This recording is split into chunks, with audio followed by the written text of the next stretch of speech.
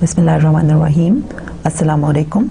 I welcome you all to the second lecture on the course Management, Organizational Policies and Practices.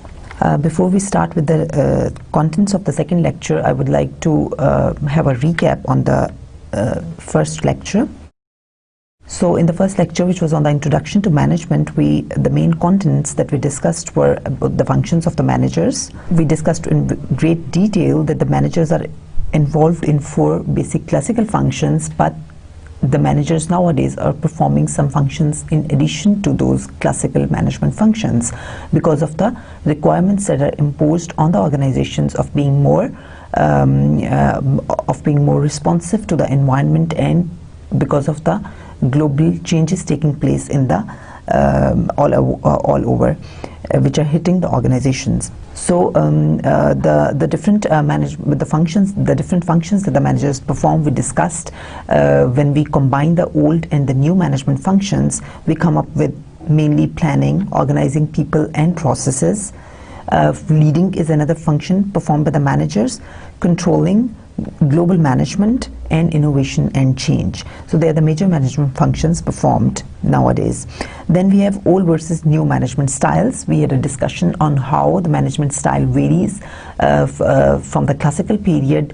There is a paradigm shift in the style of management. We also discussed the various kinds of managers. So they can be top managers, they can be middle managers, they can be first line managers, and they can be team leaders.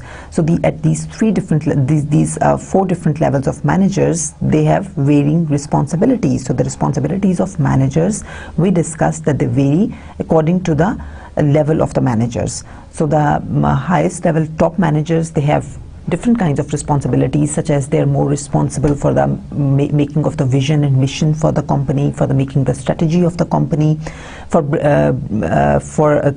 giving the signals of positive organizational culture to its employees downwards, and to exhibit such changes themselves in their own behavior so that they can take positive commitments from the employees. So the top management is responsible for this kind of behaviors, to produce that kind of signals that can enhance positive organizational culture and that can attain commitment from the employees. We discussed all this in detail.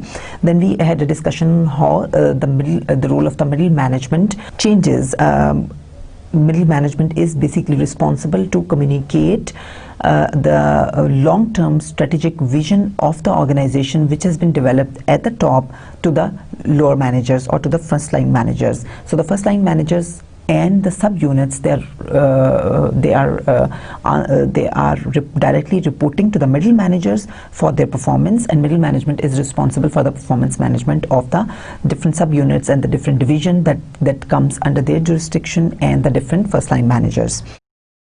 Then we had the first-line managers who are directly responsible for the performance of the employees. So the first-line managers are the managers who are managing non-managerial employees.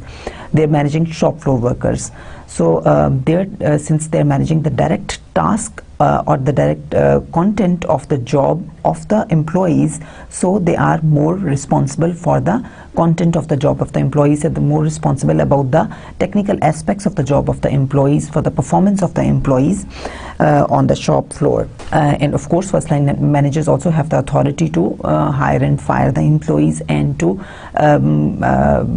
keep an eye on other human resource activities or human resource functions or human resource requirements of their shop floor workers. For example, they are also engaged in their performance appraisals. They're also engaged in their compensation. They give recommendations to the HR managers for the compensation packages of the employees, or they're directly appraising the performances of the employees.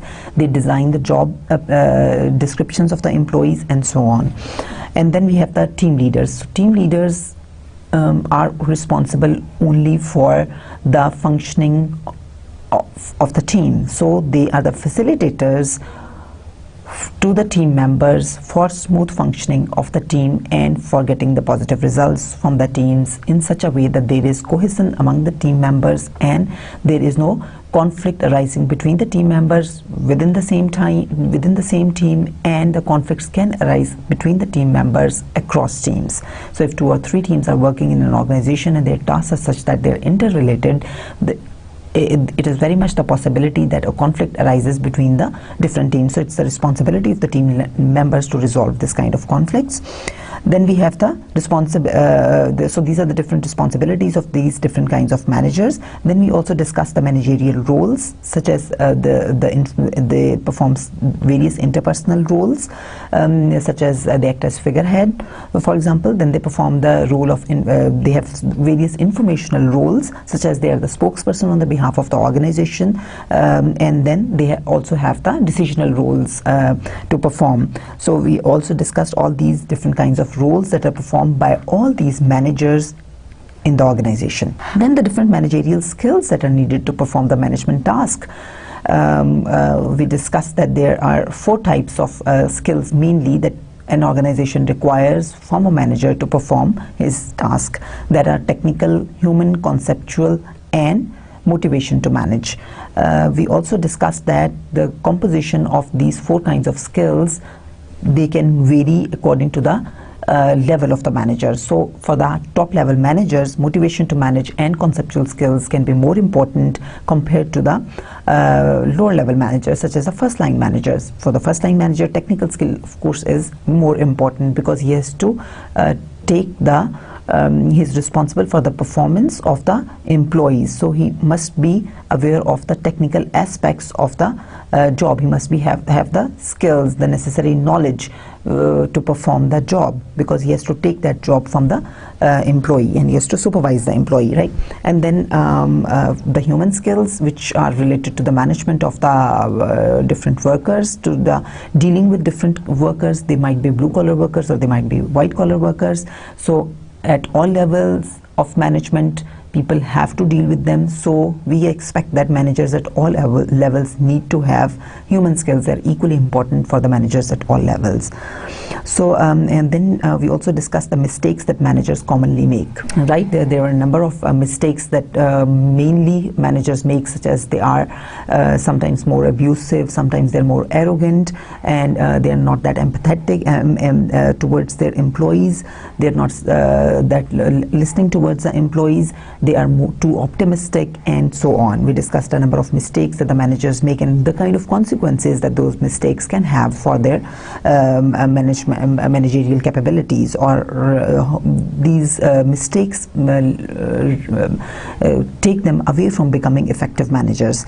Then we have the first year of management transition. We saw that how what are the expectations of the managers when they are just given the position of management, and then how their perceptions about their role as manager changes after 6 months, say, and then how it changes after a year. So there was a huge and very interesting transition from the perceptions of the managers day 1 and after a year. So day 1 they are more bossy, and they feel that their only responsibility or their job is to get the work done, to get the task done, to manage the task. But after a year they realize that their major responsibility is to manage the people who have to do the work, or who have to do the task. So then we also had a small brief discussion about the competitive advantage through people, how a bundle of human resource practices or the management practices, when they are exercised in an organization, they can lead to competitive advantage through people. How the people or the employees of the organization can actually transform into the human capital or human resource in the organization by exercising a number of management practices, such as selective hiring may be done. They might be trained and developed, right? And there might be promotion from within, and a number of other management practices that can lead to competitive advantage of the organization. So as I told you earlier that we are going to have a detailed discussion on the competitive advantage in the organization, how it can be gained through people, or what can be the different sources of competitive advantage, how it can be sustained, and so on. We'll have a brief, very detailed discussion on these aspects of competitive advantage in our next few lectures. So we are just advancing to those few of this topic, to this topic of competitive advantages is directly related to the strategy building in an organization. So so let's start from the for the today's lecture. I introduce you the topic of today's lecture, which is how management strategy develops. So here in this topic we are going to see that what are the different strategic development options that are available to an organization, and why the strategy in an organization, or why the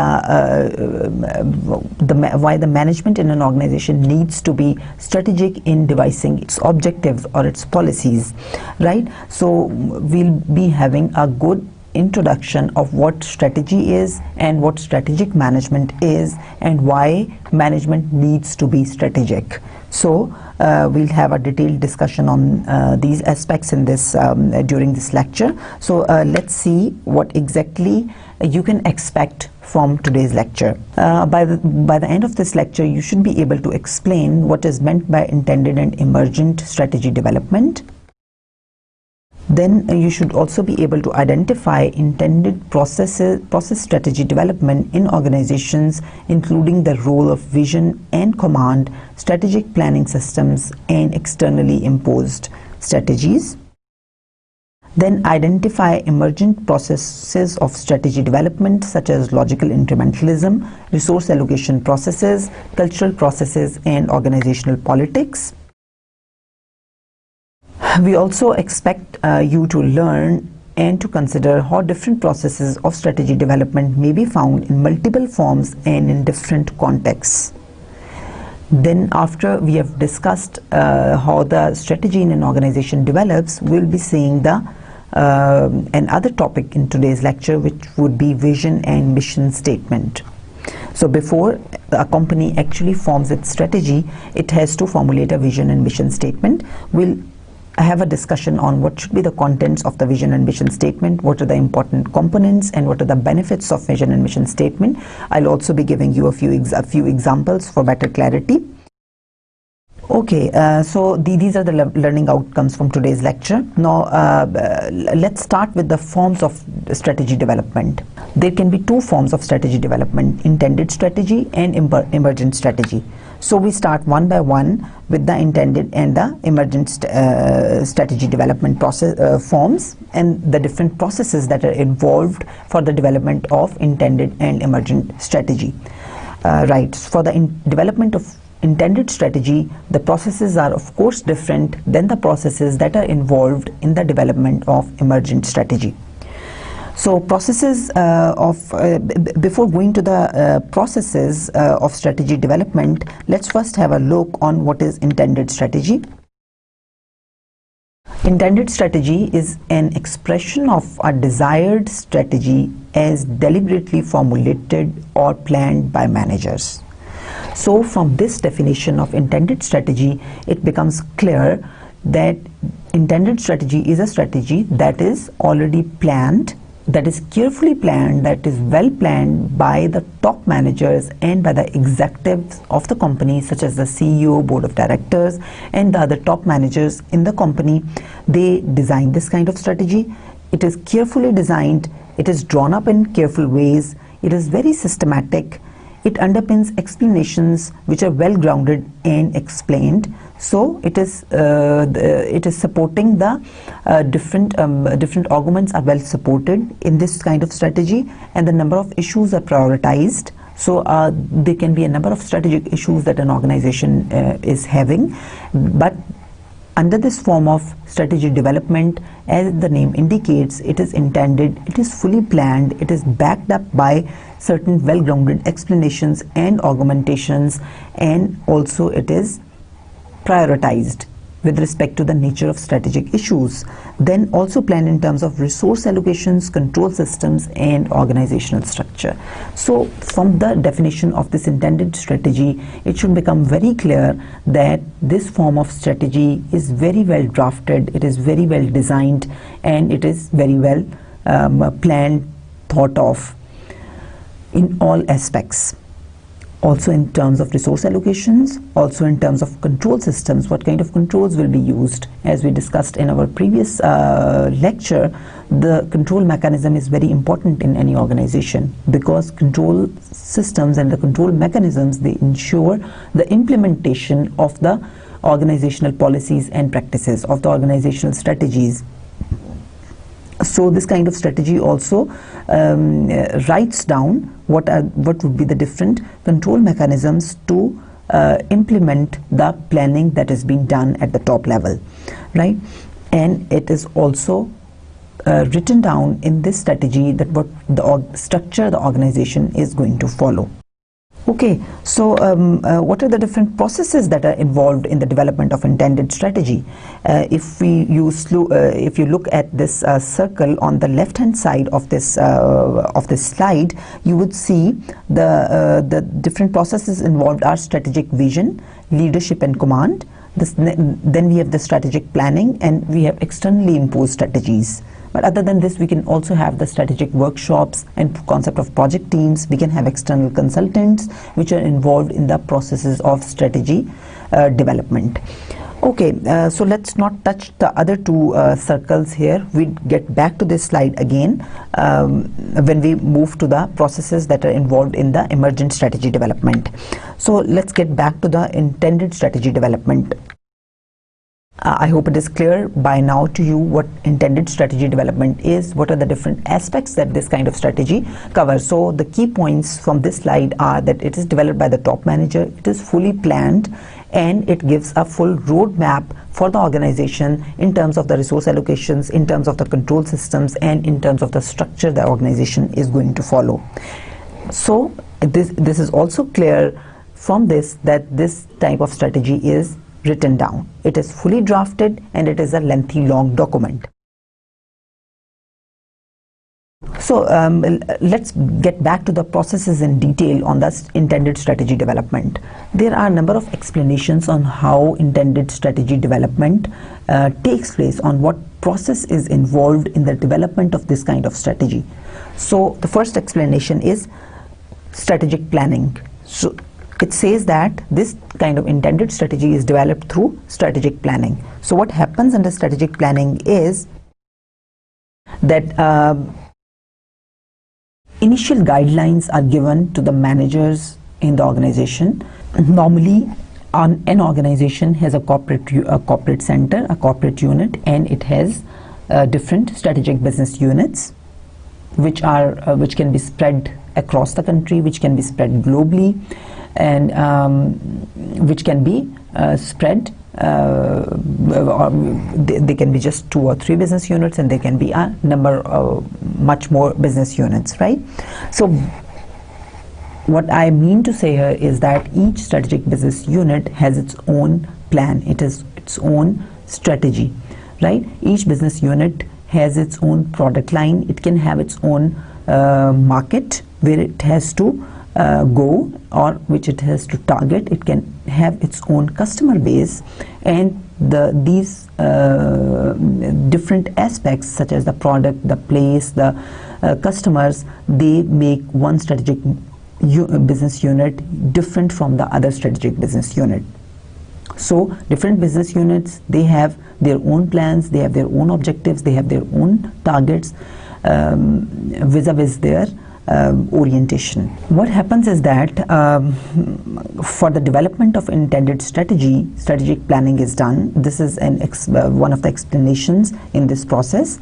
So as per this explanation, how the strategic planning is done, or how we come up with a corporate plan, a strategic plan for the organization. First, the top managers, they ask the first line managers or the or the junior managers in the or the strategic business unit level managers to come up with their strategic plans, the plans for their business units, right?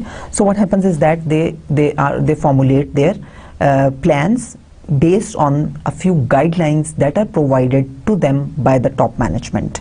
So these guidelines are certain assumptions about what are the expectations of the top managers, or what are the aspirations of the top management vis-a-vis the business of the organization, vis-a-vis the strategy of the organization. So the wishes of the top management are communicated to the senior business, to the SPU managers, right? And then also scanning of the environment is done, and a basic information about where the company stands and where what is the state of the art on the external environment, on the industry.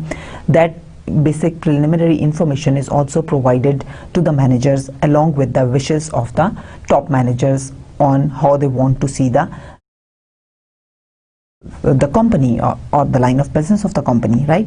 So these initial guidelines are provided to the SPU managers. The SPU managers, they devise their plans keeping in view the guidelines provided to them. Then they have face-to-face meetings with the top executives, or at the corporate center, at the corporate unit, at the corporate level. They have the meeting with the top managers or the top executives of the company. All the managers, they have these face-to-face meetings where they discuss their plans with the top managers. So then what happens is that the top managers or the corporate planning unit, it formulates a single document which is coming from the aggregation of all the plans that are coming from the different SBUs. The central business unit or the top managers at that point also communicate to the SBUs in their face-to-face meetings if any deletions or any additions are required in their documents, or any changes are required in their documents. So what the SBU managers do is that after those meetings, they revise their documents and they send back those documents to the corporate planning unit, and the corporate planning unit incorporates all those changed versions of the documents into one single document, and this is how the corporate plan is emerged, or the corporate strategy is emerged. Right, so one single document becomes the corporate strategy of the organization. So what happens is that the strategic business unit, the corporate planning unit, on the basis of that corporate plan and on the basis of the feedback that is being provided by the strategic business unit managers, they give them targets. They assign them their annual targets or their 5-year targets. They assign them the targets against which they will be evaluated, or against which their unit will be evaluated, right? So they give them the performance targets, they allocate them the resources, as I told you earlier, that under this kind of planning system or under this kind of strategy development process, all the everything is written down, everything is predefined. So the resource allocation is done on the basis of the plan, the corporate plan, on the basis of the targets given to the SBUs. Resource allocations are done on those bases. What will be the control systems, what will be the structure followed by the organization to fulfill those plans, that strategic plan. For the fulfillment of that strategic plan, what kind of structure would be required, we'll be discussing in detail in our future lectures. Organizational structure, and how the organizational structure is linked to the strategy of the organization, and how there should be an alignment between the two. Okay, so for now we see that on the basis of that plan, the SBUs, they receive their targets against which they are evaluated at the end of the year, right? And they are appraised at the end of the year on the basis of those targets that are given in the corporate plan. So this is how the strategic these are the different stages of the strategy development, strategic planning that we saw here. Then we see that what is happening actually is that this intended strategy, it is developed, or it is formulated at the top level, as we discussed here. It has been reported in literature, and it has also been seen through practical examples in the real lives of the organizations, that this kind of strategic planning processes or strategic planning systems, they remain often unrealized in practice. They are formulated at the top level, but they need to be implemented at the bottom level by the junior employees, by the shop floor workers of the organization, which leads them being unrealized. They remain unrealized. Why is that? Of course, in this statement there is an inherent answer. One, because we know that the top management is not involved in the technical aspects or in the operations or in the line of business. It is not directly involved in the line of business, that what line of business the company has, what are the processes through which the company is reaching at the product or the service that it is offering to the customers. The top managers do not exactly have the idea of what processes the company follows or what processes the employees follow in making the final, bringing the product into its final shape or the service to its final shape. It is the employees who are going through all those processes, and it is the employees, it is the junior workers who are actually directly interacting with the customers. So the kind of knowledge on the technical aspects of the product that the employees have, the top managers do not have, right?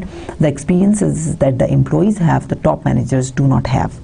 So often it has been reported that the strategy that has been made at the top, it remains unrealized because the employees at the lower level, they feel that that strategy document that has been prepared is only a bookish document. It does not have much relevance to the ground realities.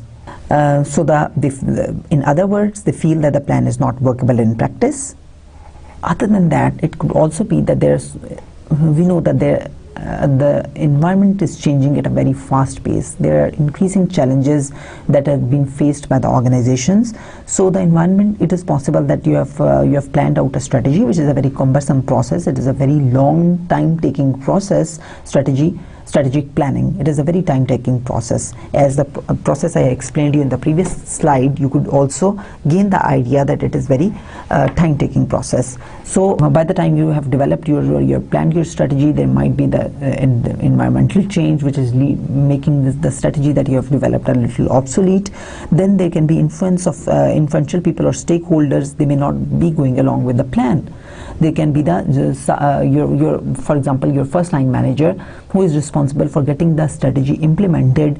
He may not be in favor of implementing the strategy. There can be a number of reasons for that. Maybe he has some vested interest because of which he does not want the strategy to be implemented. There can be other powerful stakeholders that can also lead the strategy not to be implemented. So these are some of the number of reasons which can lead to the non-realization of the intended strategy. This is just a cartoon from Wall Street Journal that where the top executive of a company is saying that I plan strategically, therefore I am. So it is just, this cartoon was taken to show you in a light way the importance of strategy, or on the importance of managing strategically, of thinking strategically, right? So he says that he is existing, his company is existing only because he is thinking strategically, only because he is planning strategically. Then intended strategy development process, the second explanation to the development process of intended strategy is strategic workshops. We have given one explanation of this intended strategy development process, which was strategic planning, that this intended strategy is developed through strategic planning. Second explanation is it is developed through strategic workshops. Strategic workshops, the concept of strategic workshops basically is, as we saw in the previous slide, that the intended strategy often remains unrealized because it is coming from the top and the followers to the bottom, and the people at the bottom, without any feedback from them, they are asked to implement that strategy. So they do not mainly own that strategy because they feel that that is too unpractical, or that is not meeting the requirements of their business or of their processes. Strategic workshops, the concept of these strategic workshops, it is relatively new. What happens in the strategic workshops is that if they can be called for a number of reasons. For example, if the management wants to reconsider its strategic plan or its intended strategy, then it can call for such strategic workshops. And in these workshops, a number of or different layers of management they can be involved. That is the concept of strategic workshops. So the people who are specialist people who are who have the expertise in the area where the strategic issue comes from, they can also be involved in the strategic workshops. The top managers can be involved in the strategic workshops. The middle managers can be involved in the strategic workshops. First line managers can be involved in the strategic workshops. Even the employees can be involved in the strategic workshops. And the external consultants, they can also be involved in the strategic workshop. So it depends upon the nature of the strategic workshop who will be exactly involved in those workshops. So as we discussed earlier, that the purely top-down management system or management planning process, that is unrealistic. So group of top executives, they make discussions from function line managers and other low-level management, and their direct personal experiences about company operations, customers, etc. are shared. That is the benefit of these kind of workshops. So such workshops, they could also intend to examine existing strategy, right? So they can also one of the objectives of this workshop, or these workshops can merely also be called keeping in mind the objective that to challenge the assumptions of the existing strategy if that is required. But of course, they should be backed by some sound arguments, and they should be the process should be very systematic. So if you have called for the workshop to have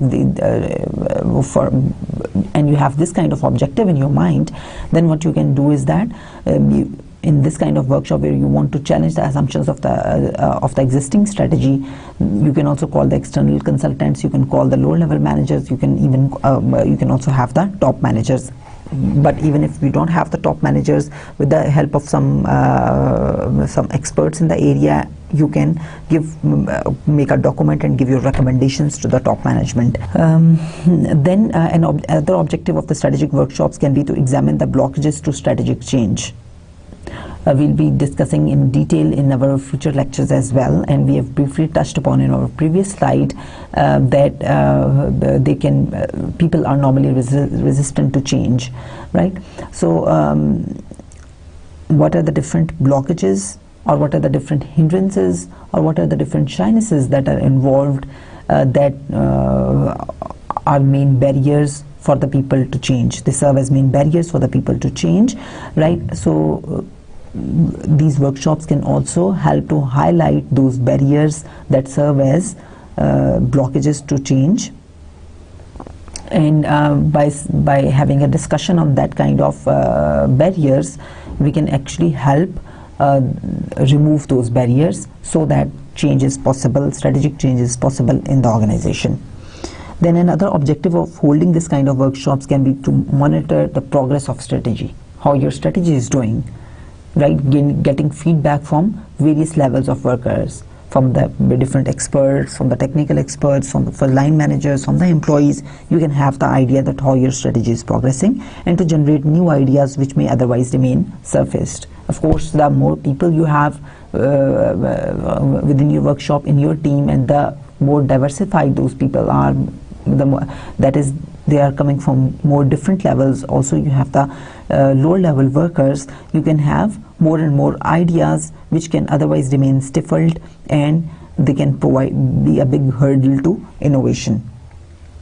So the workshops also provide a platform to the people to share new ideas, and those ideas can thus be surfaced with the help of these kind of strategic workshops. Then we have the third intended strategy development process, which is the external consultants. What is the external consultants? They play a very important role, because sometimes what happens is that as we as I told you earlier, that the top managers can be faced with a number of strategic issues, and sometimes there are also disagreements between the management at higher levels on what issue is of more strategic nature than the other issue is, right? So it might be difficult for the top managers to prioritize the different issues sometimes, and we of course need to prioritize our issues. We need to prioritize our requirements, because we have limited resources, because the organization has limited resources, so it has to prioritize the strategic issues, the nature of the strategic issues as well, right? And it can be difficult because sometimes the disagreement can arise between the managers. So what the external consultants can do is that by hiring the services of the external consultants, the managers or the organization at the top can have a fresh view of the different issues that are of strategic nature and that are facing the organization. And the external consultants can help you prioritize your issues. They can help you analyze the situation. They can help you to provide the different strategic options. They can also help you resolve the disagreements that can arise during the process between the managers. Other than that, consultants can also provide the services of coachings and trainings which are associated with the strategic change, and they can promote the same. That is, they can be helpful in promotion of strategic change by providing the necessary coachings and trainings to the employees and to the other levels in the organization. Of course, the external consultants, they can provide more objective view because they are looking at your organization from an external eye, right? They can provide you more fresh, and they can provide you more unbiased and objective view of the different issues that the organization is facing. Okay, of course, external consultants, they can provide you very informative advice, very valuable advice. They can be really helpful in designing the strategy of your organization, because of course they are experts, and also they are the knowledge carriers. We also need to keep it in mind that they are the knowledge carriers because they are serving various organizations. They're working for various organizations. They're providing consultancy services to various organizations even within the industry in which you are operating, in which your organization is operating. So they have a very good idea of what the external environment is, what competition your organization is facing, where your organization is standing, and they can provide you advice accordingly, right? So they're also the knowledge carriers. I would here like to give you a very famous example of McKinsey and Bain, which is one of the leading consultancy companies in the world. What they did was that once they provided a consultancy service to the Swissair about their strategic policy, they asked the management of the Swissair to purchase the stock of some troubled and small airline companies worth $2 billion. What the company did was that upon the advice of this very well-known air consultancy company, they purchased the shares of those troubled and small companies. And the view was that it would lead to the expansion in the aviation services which have been provided by the airline. The strategy actually backfired, and the company had to file bankruptcy. It could not work. So this example leads me to this cartoon.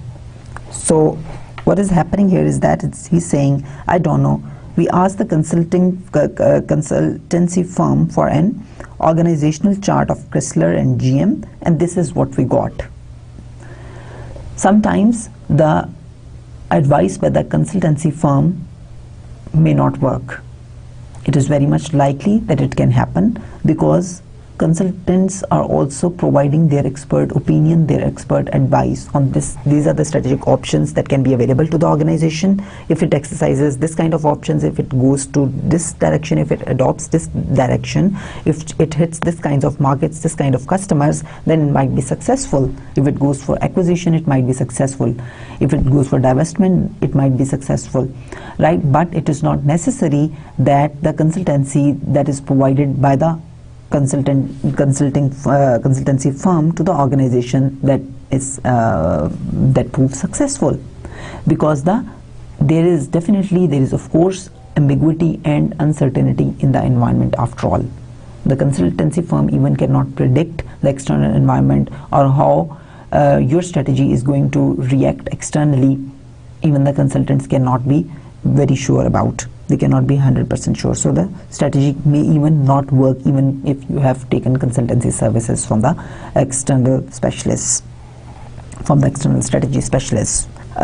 So this is what happened in the case of Swiss Air that I just told you. Then we have the externally imposed strategy, which is another process of intended strategy development, another explanation of how intended strategy develops. As per this approach, the strategy is developed in an organization by the external factors, or it is the external factors that are dictating the strategy within the organization. So those external factors can be very powerful stakeholders, such as the government, the regulations by the government, the regulatory bodies of the government. So for example, government can impose regulations on public sector, or it can also choose to deregulate or privatize the public sector firms. The firms who are operating in the public sector, it can privatize them because of a number of reasons. So here what is happening is that because of the government strategy, because of the government policy, because government imposing certain regulations, the organizational strategy has to be in line with the strategy that has been given by the external agency or by the government. So here what is happening is that the strategy is externally imposed. It is not of the firm itself. It is not developed by the senior managers in the company themselves, right? And similarly, as you would be familiar that we have in Pakistan Security and Exchange Commission. It is a number of regulations that any company which is operating in Pakistan, it must fulfill. It must be registered with SCCP and it must fulfill the guidelines that have been given by SCCP. Similarly, all the banking industry in Pakistan, it has to fulfill all the commercial banks in Pakistan, they have to fulfill the guidelines which are given by the State Bank of Pakistan, as well as by the Security and Exchange Commission of Pakistan. What is the minimum amount of reserve ratio that the banks need to keep, the banks need to maintain, in which sector of the banks, how much lending can banks make to the commercial units, how much lending it can make to the corporate units, how much lending it can make to the individuals, right? So this kind of regulations, they are often imposed by the externally regulated agencies on the organizations, which the organizations must follow in order to carry on their line of business. So this is what this view says, is that the strategy is externally imposed. So we see that intended strategy is entirely planned, right, and it is written down. There are a number of benefits of having this kind of strategy. First benefit is it helps structured analysis and thinking about complex problems, right? It encourages questioning. When the managers, for example, they are asked to write on a plan for their SBU, right? So they question themselves about the basic assumptions, about the certain assumptions in the organization, and they then try to design the strategy, right? And it also enhances the coordination between the different business units. When they are meeting at the corporate center, there is a strategic direction that is being given to all the different strategic business units, although they might be operating in different lines of business, but the strategic direction is the same for all the business units. So it also improves communication between within the organization. It provides agreed objectives, right? And it involves people, and it provides a sense of security to the people or to the workers in the organization, right? So then there are a few dangers which are associated with the strategic planning programs. such as detachment from reality. As I told you earlier, that the strategic planning or the planned strategy or the intended strategy that comes up, there is a top-down process that can sometimes be detached from the reality, right? Because the ground reality might be different. I just explained it to you that because there is minimum involvement of the lower level workers in development of this kind of strategy, so it might not be what the real case is, as a result of which that strategy may not be owned by the employees at the lower level. Then dampening of innovation.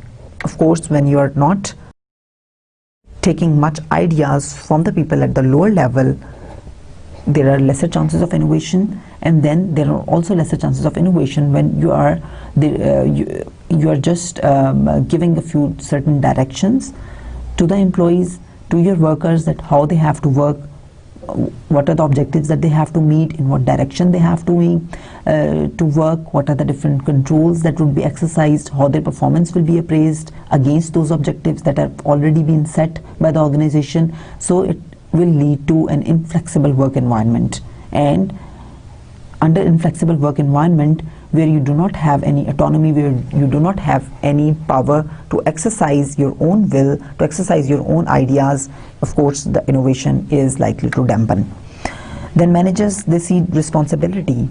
Sometimes it happens is that when the line managers, they are given the task or they are asked to give their input in the strategic planning process.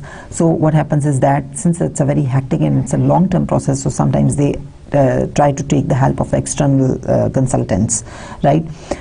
And then what happens is that sometimes that becomes only merely an intellectual exercise. Of course, external consultants, they have their expertise, they are the knowledge carriers, but they may not have that good knowledge about the organizational processes as the internal managers themselves have. So it may remain merely an intellectual exercise. Then it has often been reported that there is information overload from developing or designing this kind of strategy, because the first step in the strategic planning is gathering of information, scanning your environment and gaining the information from the external environment. So sometimes maybe the managers, they collect so much information from the environment that they lose track on what information is strategic for them. Then the emergent strategy development is the second form of strategy development. So the emergent strategies are those strategies that are realized in the organizations, and as the name indicates, that these strategies, they come through everyday routines, activities and processes in the organization. These processes and activities in the organization then give rise to long-term direction, which becomes the strategy of the organization. So emergent strategies are those strategies which are emerging, as the name indicates, from the day-to-day activities and day-to-day processes taking place within the organization. There are again a number of explanations on how this emergent strategy develops. So the first explanation is logical incrementalism. So logical incrementalism means that strategy does not change fundamentally but incrementally. So unlike in the strategic planning process on the intended strategy, you have one set of document which is the strategic plan of the company, and after 10 or 15 years you have another set of document which is another strategic plan of the company, and there might be fundamental changes in the two plans. But here under the emergent strategy development, as per this explanation, logical incrementalism, when your strategy is developing or when it is emerging, then you are basically responding to day-to-day changes, to the day-to-day activities in the organization. You are developing by experimentation, you are learning from partial commitments, you are specifying your precise objectives, not like you are doing in the planned strategy development. In the planned strategy, you have very clear and very crisp and very specified objectives, but as I discussed earlier, that that kind of objectives, they stifle the innovation, they stifle the flexibility of the organization, they stifle the experimentation, right? So here what is happening is that you are learning from your day-to-day activities, you are learning from your partial commitments, you are learning from day-to-day experimentation, you are basically responding to the day-to-day changes taking place in the external environment, to the day-to-day challenges that are exposed by the external environment, and that is how you are learning, and that is how you are constantly and incrementally changing. So one strategic move evolves from the previous, such as a new product launch may guide future strategic decisions such as market development, right? So what is happening here is that you are learning step by step. You are taking one move, and your next move is guided by your previous move, right? So you launched a new product, and then in the next step from that move you learned that, or you experimented and you learned that now you can enter into a new market in the next step. So effective managers, of course, how this strategy is realized and how the intended strategy is unrealized, because we see that there are few limitations of the intended strategy, right? Effective managers, they are reported to realize that of course they cannot avoid uncertainty completely about the future, so they need to constantly scan their environment, and they need to constantly respond to the environmental changes by taking steps that are small, but by taking steps that are effective, which will make their strategy effective when they will be constantly responding to the environment, right? And then it also helps build people's psychological identification, resulting in less resistant to change. So here what is happening is that this strategy is giving basically a room to the people at the lower level to exercise new ideas, to exercise the innovation, to respond to the external environment changes. They do not need to take approvals from the top management for every change. They can make those changes themselves at the lower level, and thus they can more identify psychologically with this kind of strategy. They can more identify with their organization, and they can be less resistant to change. Of course, when they are taking small steps, with small changes in the organizational strategy, in the organizational processes, in the organizational policies, when the very small changes are taking place, then it is not a big change for the employees themselves. Then the environment within the organization, culture within the organization is not really changing, and it is easier for the employees to adjust to those small changes. So that is why this kind of strategy, it remains realized. It is to a large extent. Then we have another explanation to the emergent strategy development processes, which is the resource allocation routines. The resource allocation process, basically what happens here in the resource allocation routines is that it says that realized strategies emerge as a result of the way resources are allocated in the organizations. So, for example, if one manager wants some new product development, and he launches a proposal for that, right? And the SBUs of other managers, they also some of them send proposals for the new product development, and some of the SBUs, they send proposals for the new market development, right? And what happens is that there, of course, all the managers, they are backing up their proposals with certain financial ratios, with certain derivatives, with certain financial trends, and with certain forecasts, and with certain historical facts. All these projects, they will be backed by all this information. They will be analyzed, all these projects, and those projects will be approved, which in the direction which the organization wants to take,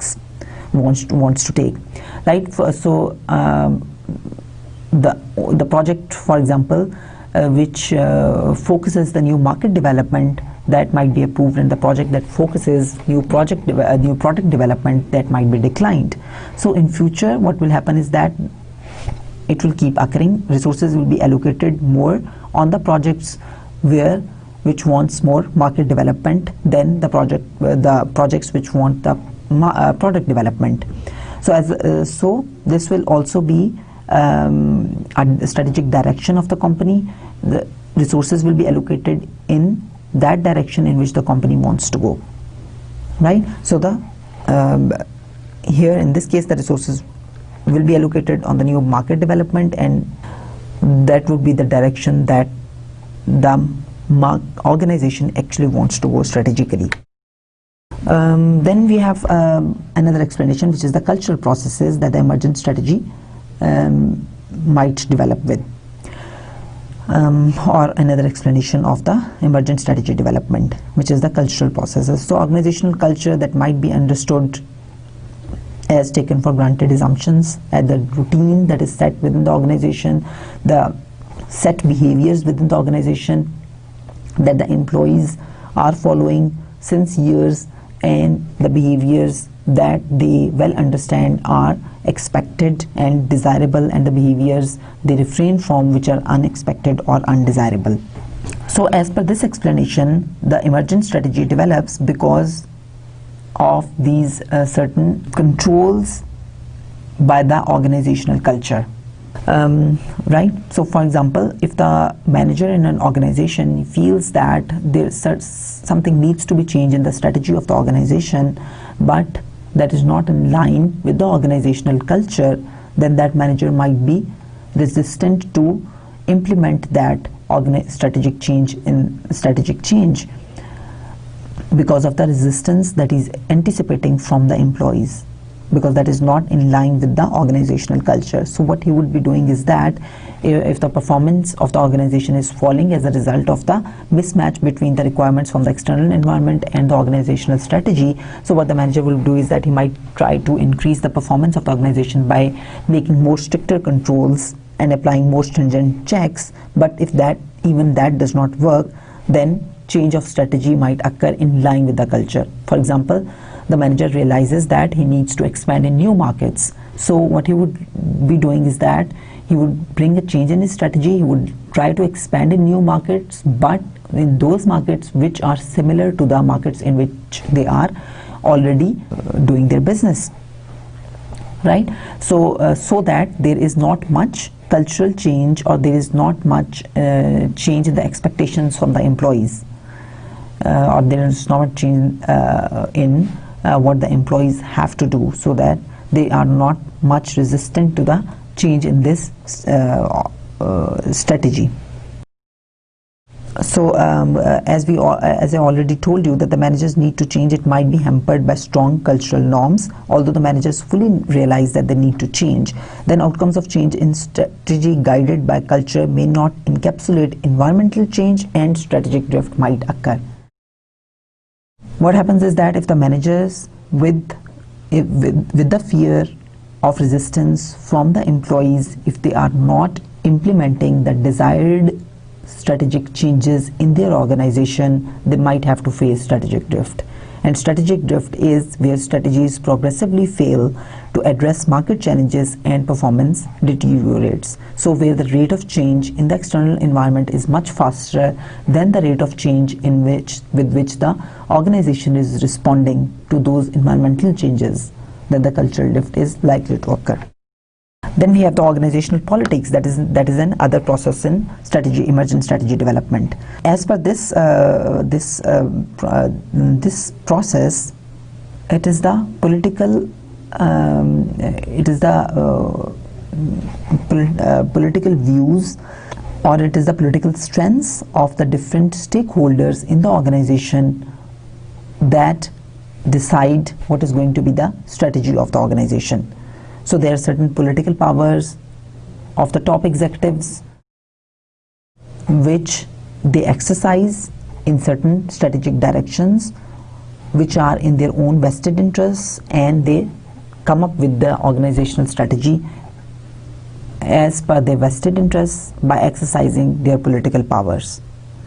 Right. So as per this view, there are different political parties, there are different top managers. They might have different political motives to serve their own vested interests, and there might be negotiations and there might be compromise between those managers, and then the strategy might develop.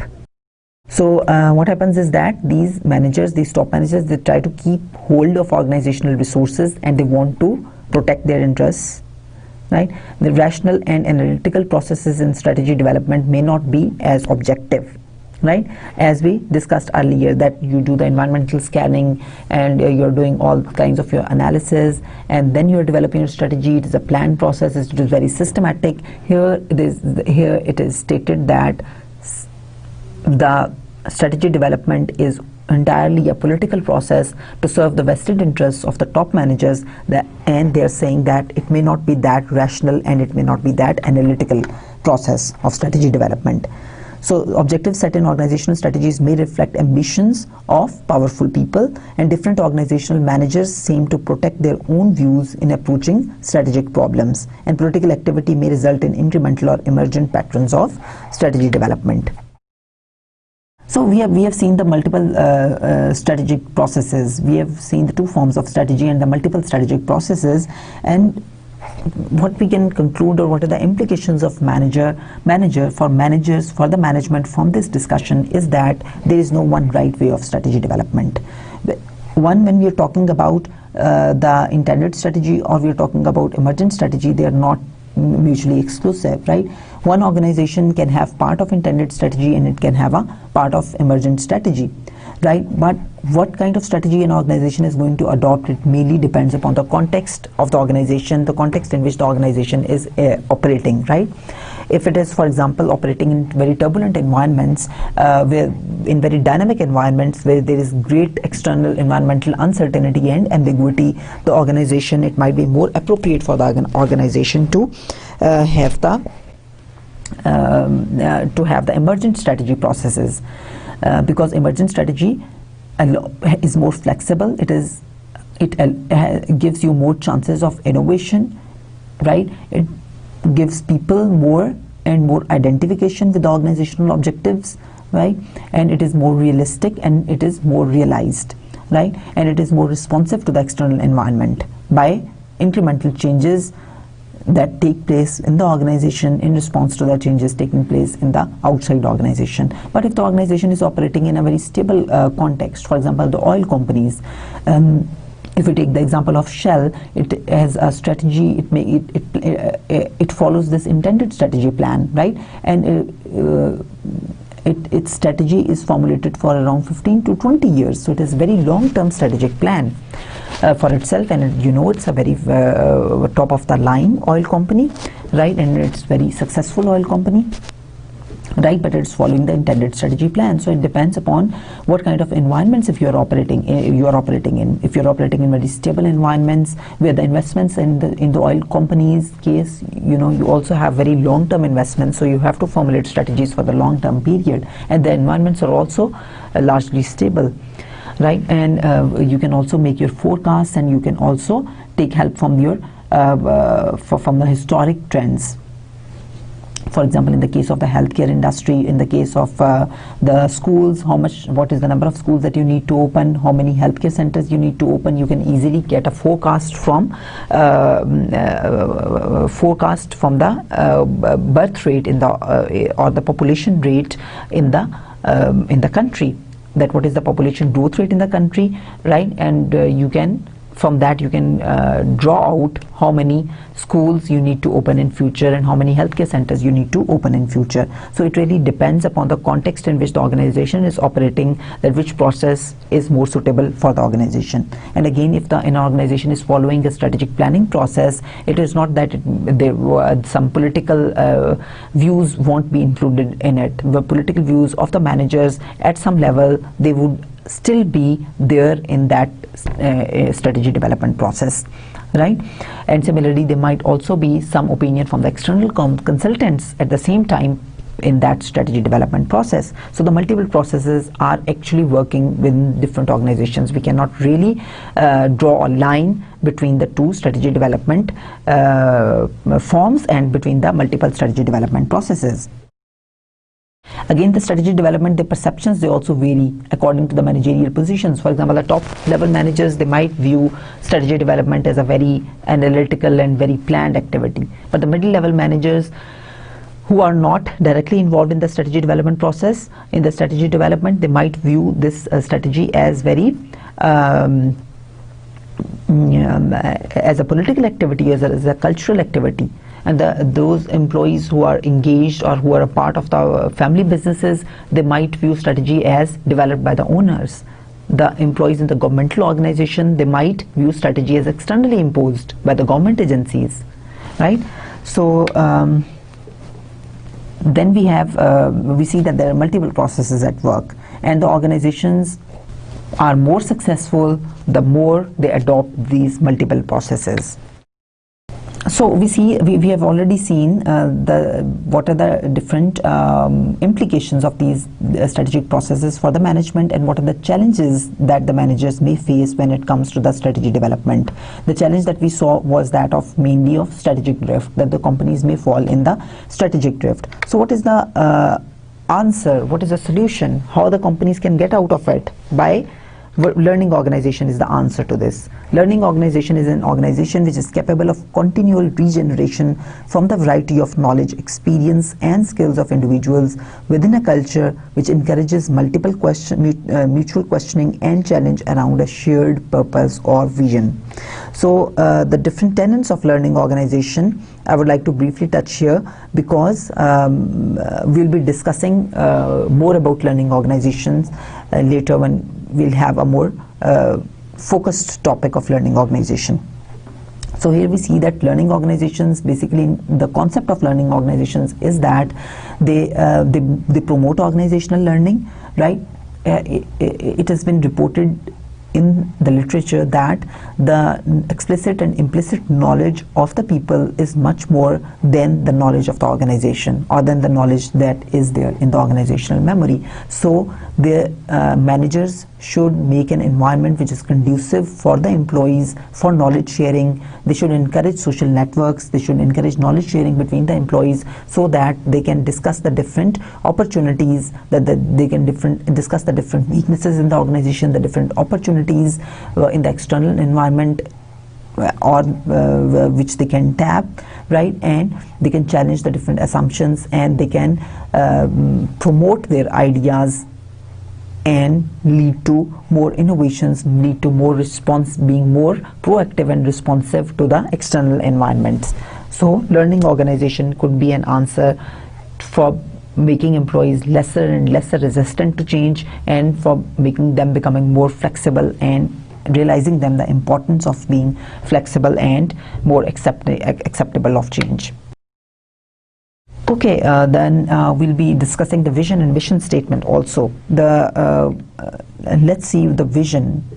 What is the vision? I'll read for you the vision of IBM here. The last thing IBM needs right now is a vision. What IBM needs most right now is a vision. What is a vision statement? It is agreement on the basic vision for which the firm strives to achieve in the long run is critically important to the firm's success. So vision is, what do we want to become, or where do we want to see ourselves? So it is the statement more about the long term, in the long term where you want to see yourself. An example of a vision statement: a national organization which represents its members in all aspects of poultry and eggs on both a national and international level. This is the vision statement of US Poultry and Egg Association.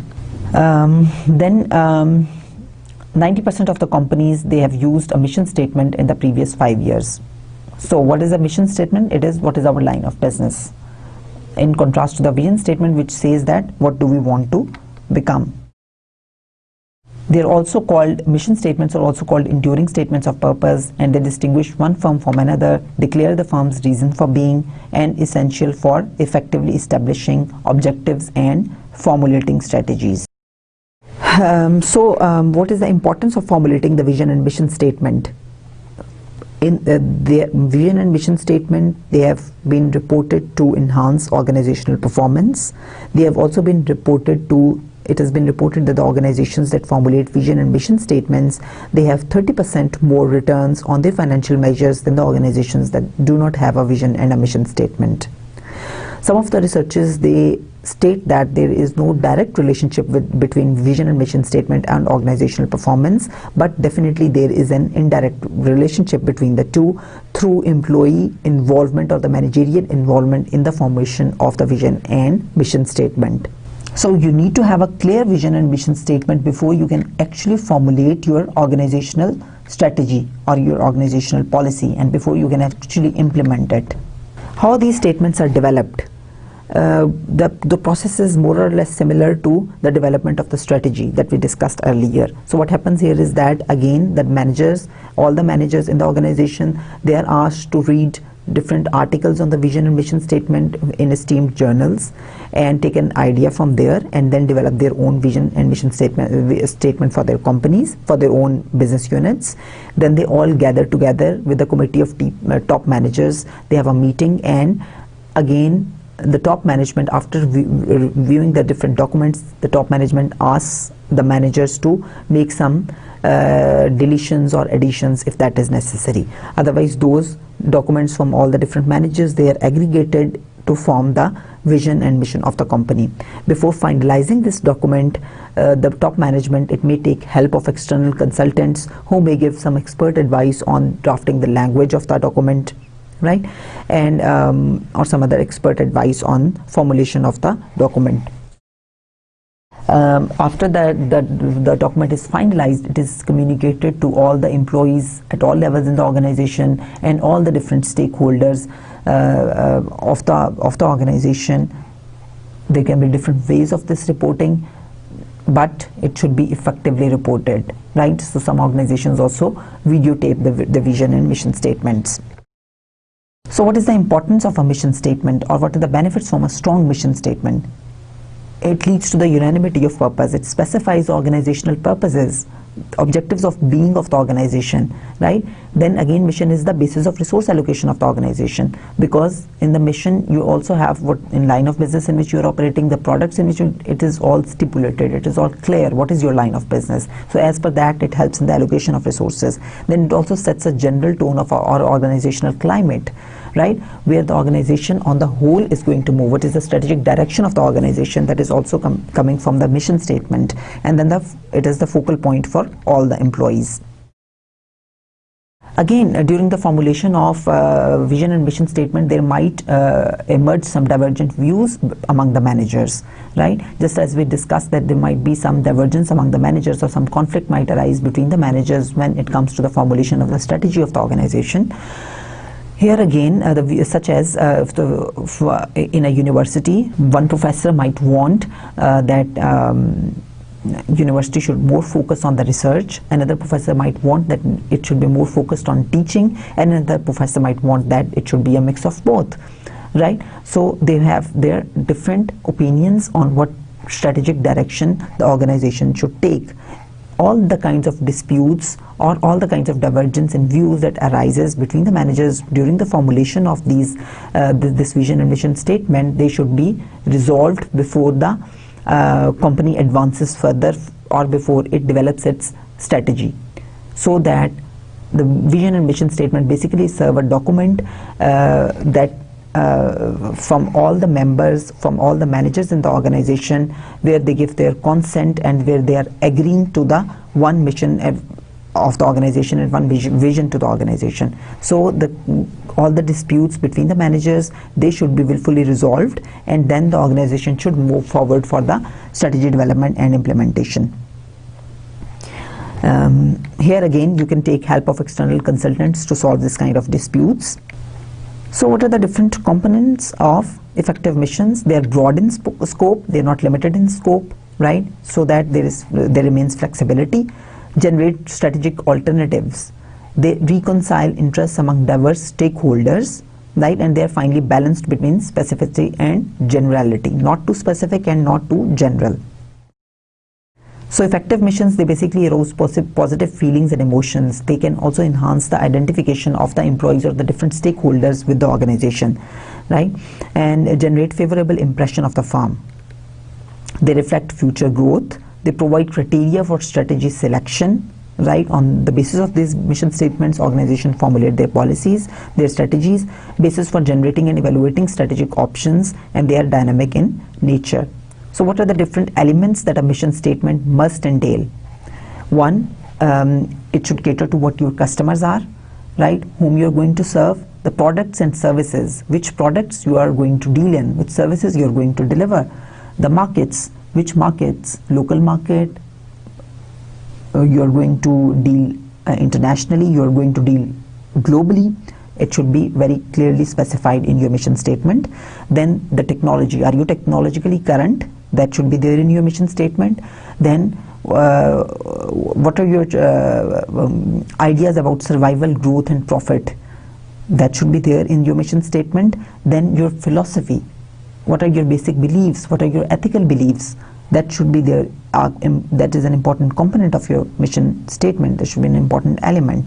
And then the self-concept, what is your competitive advantage, what are your different strengths, on what basis you are going to compete, that should be there in your mission statement. And the public image, of course, that how you are environmentally responsible, how you are answerable to the environment, how you are socially responsible, right, and what environmental concerns do you have. And then it should also state something about the employees. What are your concerns for the employees, for the growth of the employees, for the personal needs of the employees. These are the different elements that effective mission statements, they need to entail. They need to have all these elements. So with this, we come to the end of our today's lecture. I hope the lecture was informative. I hope it was helpful for you to understand the various concepts relating the managing the strategic management in the organization, and development of vision and mission statements, and the importance of vision and mission statements. I thank you all.